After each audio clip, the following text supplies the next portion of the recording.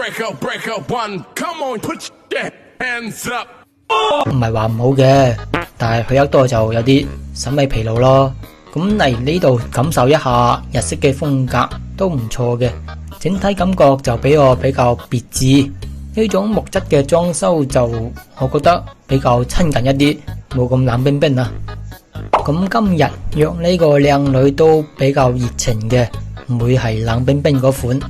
工號係4.9，顏值方面老實講就普普通通嘅啫，不過身材都還算可以，而且服務嘅過程比較配合。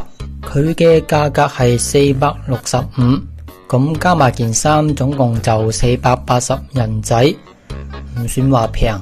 不過呢種裝修比較好嘅場，價格都係偏貴少少噶啦，咁都好正常嘅啫。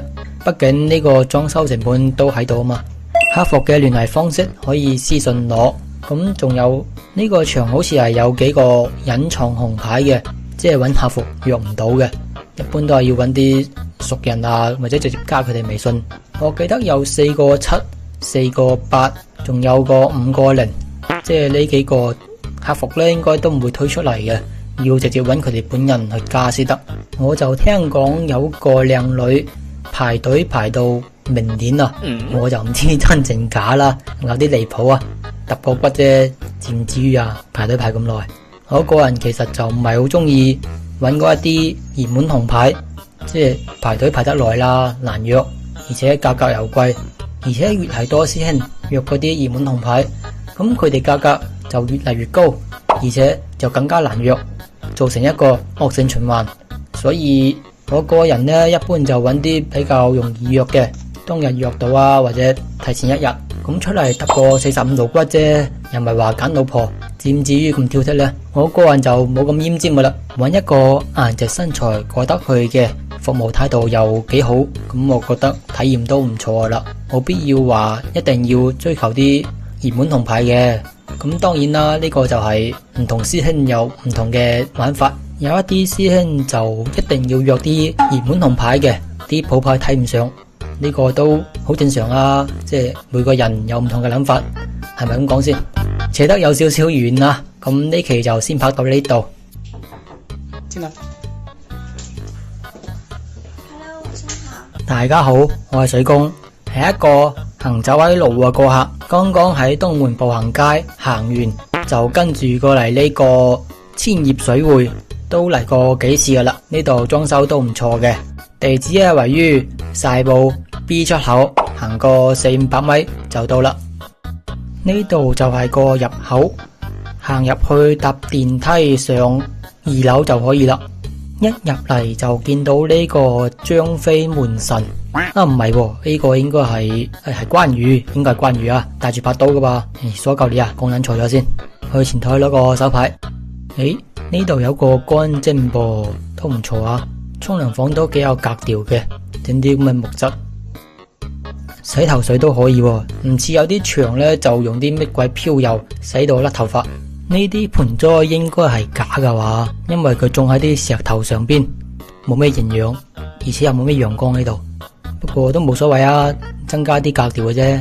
聽講話係上年年底重新裝修嘅，整體就日式風格。呢度有棵咁嘅盆栽啊，呢個場嘅老細都比較中意啲綠色植物。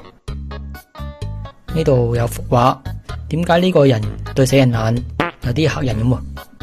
前面呢度都仲有幅畫，一公一乸兩隻鶴，咁啲浪花都噴得幾犀利嘅，係咪暗示緊啲房間出水一一服務啊？我唔知啊，呢個斷估嘅啫。B 揀咗間房入嚟睇睇，入邊呢度都係有張浮世繪嘅畫，咁整體格局都比較日式嘅，榻榻米比較乾淨舒服。趁住個技師未嚟，過嚟廁所嚟急急，咁呢個廁所都比較有格調嘅噃，整咗一塊咁嘅鏡，鏡上面都有啲比較日式嘅花紋啦。要睇一個場嘅衛生程度，咁去個廁所睇睇係最直觀嘅。啲廁所呢度點個蚊香喎，都幾用心嘅。放完水出嚟走廊又見到撲盆栽。呢幅卷軸牆畫我好似喺沖涼房見過咯噃，啲素材重複嘅。再返到嚟房間，我關咗盞大燈啊，咁呢度紅當當一片。呢間房就好似我呢一個 moment 嘅內心，非常之燥熱，等緊個技師啊！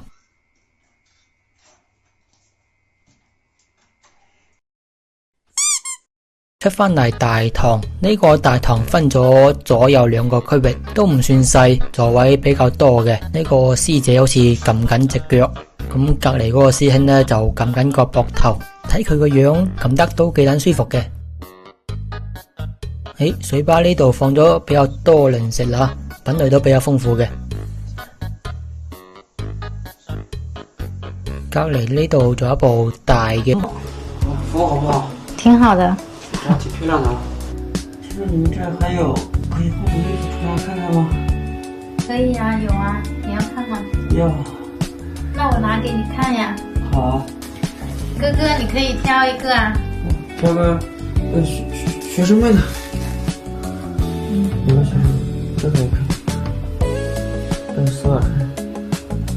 哥哥，我只有2套哦，有一套是学院风的，有一套是女仆的，你喜欢哪套呀？我喜欢穿丝袜的。穿丝袜的，那我们穿这套女仆装吧。对。那我现在去换哦。好的。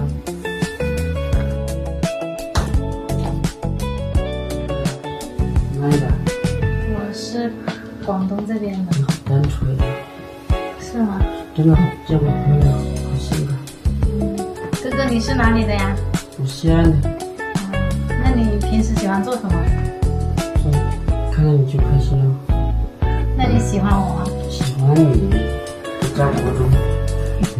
可以呀，可以啊。那我们开始。你以前在哪里干的？我之前是在其他地方做销售呀。你怎么不做你的销售啊？我这里上班。对呀，我不来这里上班，怎么看得见你呢？哥哥，开了灯和关灯有区别吗？没区别，真漂亮。是吗？每个哥哥都这么说呀。又开始了。